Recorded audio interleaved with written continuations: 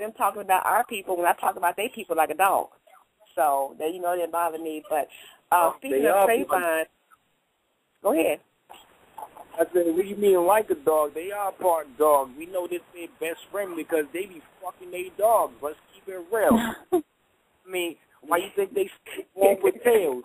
Let's keep it real. That's what the movie Omen is about. The movie Omen is about Damien, part jackal. Yeah, the type of dog. Have you ever been in a incident in the morning when they wake up in the morning? It smells like dog. It's them. You know what I'm saying? Come on now. Let's let's not even get into it. This whole shampoo industry is for them. You know what I'm saying? We don't need our hair shampooed that much. They should smell like dogs because they are part dog. Let's keep it real. That is true. We don't have to wash our hair every day.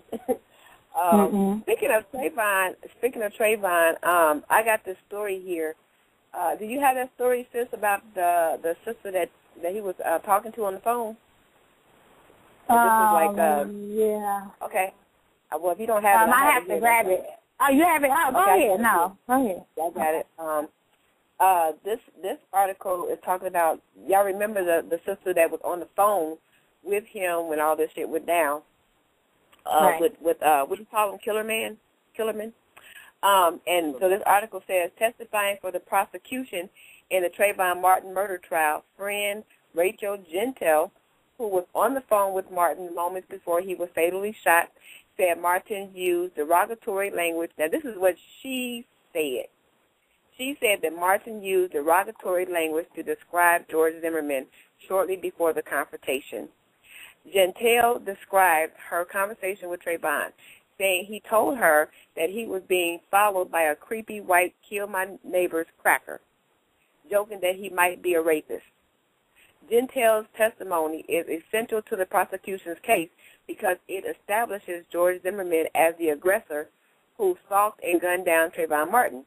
The defense is trying to present George Zimmerman as a man who was just defending himself on the night he shot Trayvon. A self-defense claim begins to unravel if it is established that Trayvon was being followed by Zimmerman shortly before he was gunned down. I'm going to check, and I need to check some dates and see why Trayvon is popping up at this moment right now again, because I like to check and see, you know, what's behind it. Is there some dates?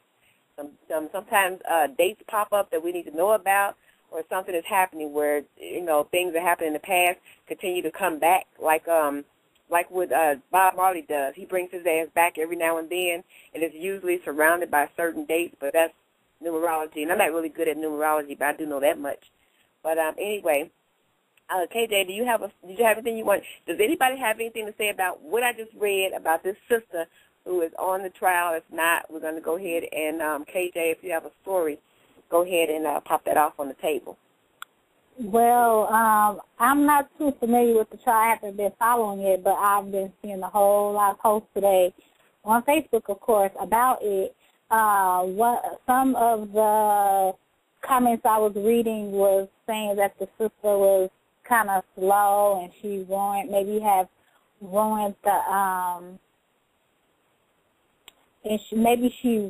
the actual, I guess, trial by saying that, Trayvon called him a cracker. And now he's a racist. Right, now he's a racist. So that gave him the ammo, Killerman the ammo to follow him and harass him and kill him, I'm assuming. But my sister brought up a valid point. She said that, her name is, I forgot, I'll find the sister's name. But anyways, I'm going to have to give her credit. She said this on Facebook. She said that cracker is not a racist term. It's a job title. And they gave that title was for the overseer with the whip. And the cracker came from the cracking of the whip.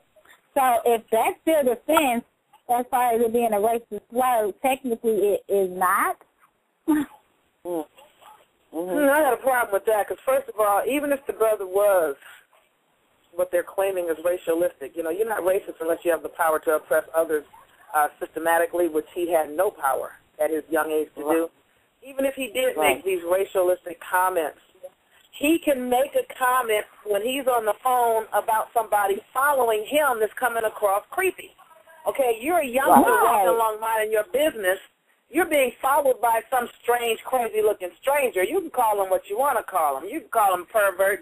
And it's not like he was saying it to the dude. He was saying it to her on the phone. Yo, I'm being followed by this crazy-looking, I don't know if he's a child molester, rapist, whatever, cracker, Klansman. He could call him what he wants to call him. It's not like he was being confrontational to the guy. He was saying something to the person on the phone about what he perceived of what or who was following him. And even if he was a so-called racist, since when does that involve a death penalty? Right. The Ku Klux Klan is very racialistic, and I don't see anybody giving them the death penalty for being such. A lot of people run around trying to be derogatory, calling my people niggers. I don't see anybody getting put to death for saying so. Even if he said it, it doesn't mean you have the right to put me to death because that's my position, especially since he wasn't talking to the dude in the first place. This place, right. That's what's up. I feel that for real. Because, like you said, all he was saying from what I just read, all he's saying was this creepy dude following me. You know, he looked crazy. Right. You know, what he followed me for? I'm just walking, you know. So that should help the prosecution, but. Exactly. Check but this you out. know, you already know. But he also profiled people, and they will not allow these tapes in the evidence. Is the fucking calls that he made, always profiling black people as suspicious. But he ain't racist. Are you serious? But they won't allow that. Come on now. He called in over 50 times. Over 50 times. Oh, wow. He called in the police. He calls the police, like, talking about suspicious black African-American, suspicious African-American. It's like we hearing it on the news, but they ain't allowing it at trial. You know what I'm saying? Right. So it doesn't matter if you're sitting there and calling someone a derogatory term. If you already done profiled them, you are being a racist. It don't matter. You could never say the word nigga in your life, not once ever, but still hate fucking black people and you're still a racist. Period.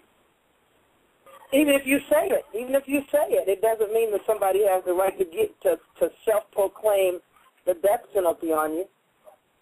Exactly. It doesn't.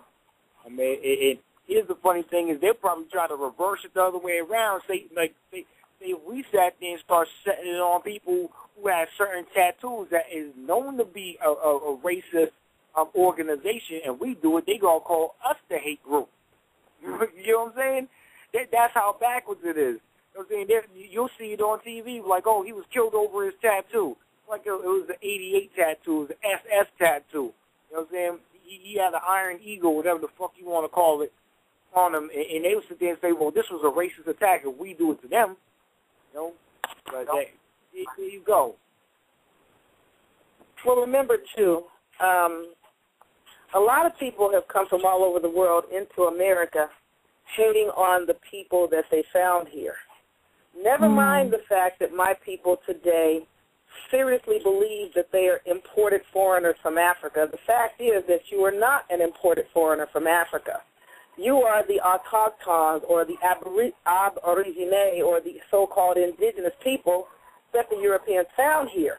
Now, it's because they're here claiming to be you and basically doing an identity theft, which they're always, I'm on the phone, which they're always accusing my people. Are y'all always trying to take somebody else's nationality, identity, and culture? Hold up, honey. Last time I checked, a bunch of people came up out of Europe, running around the world, taking everybody's identity wherever they went, wherever they showed up. You know, now you're the South Africans, now you're the Libyans, now you're the Egyptians, now you're the Mexicans, now you're the Indians or the Americans. Get real. At the end of the day, if somebody is going to take your nationality and claim to be you, or take your identity, let me put it that way, they're going to steal your identity and do an identity theft. If it's temporary, that's one thing. But if someone is attempting to do identity theft on you for a long-term period of time, in order to keep the identity, at some point, they have to kill you at some point to sit on your identity forever. So these people are working diligently to kill our people off. As much as our people tried to help liberate them from their oppressors, they turned around and became the oppressed. Now, there's a dictionary called a Dictionary of American English on historical principles from the year 1942 by somebody named Hurlburt and Craigie, and C-R-A-I-G-I-E. In Volume 3, the word native has some very key entries.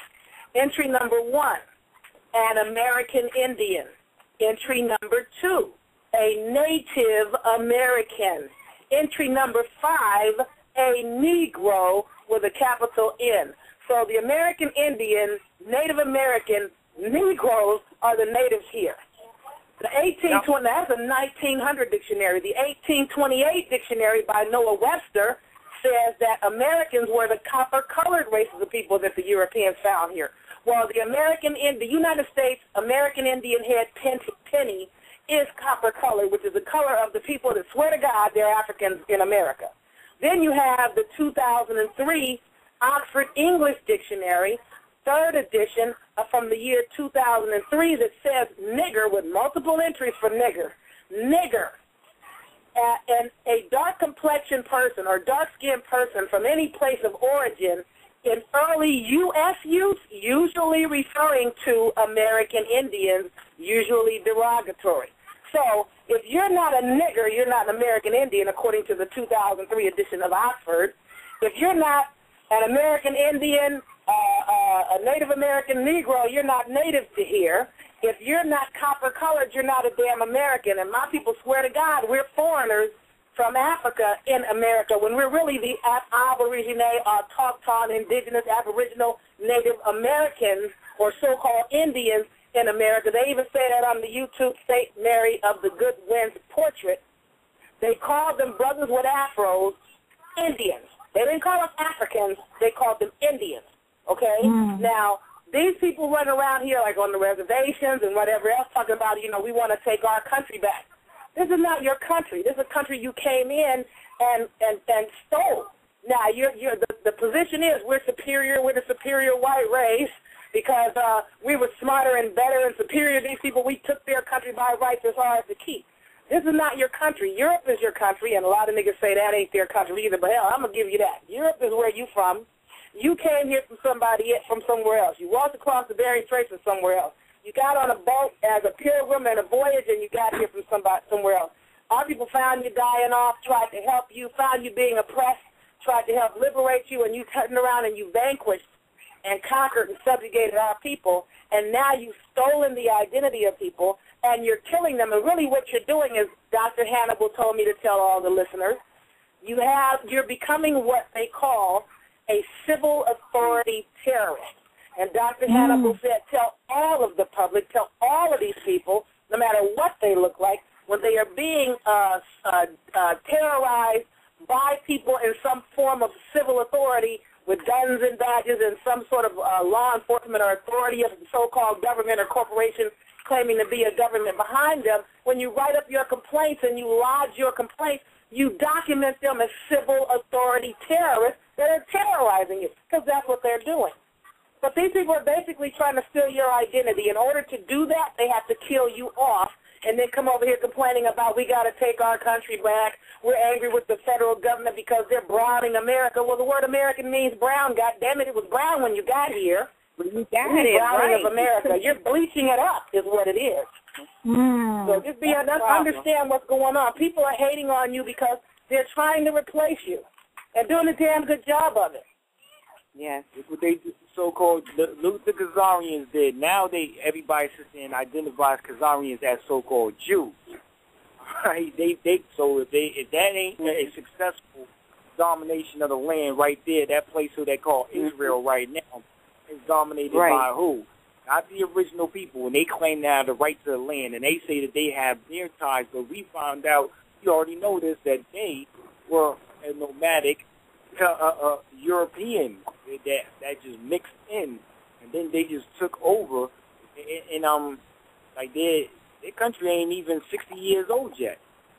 Ain't even 60 years old yet, and ain't not one of them genetically tied to there, and then they called it Ethiopians that know themselves to be that nationality, the Falashas as in the false.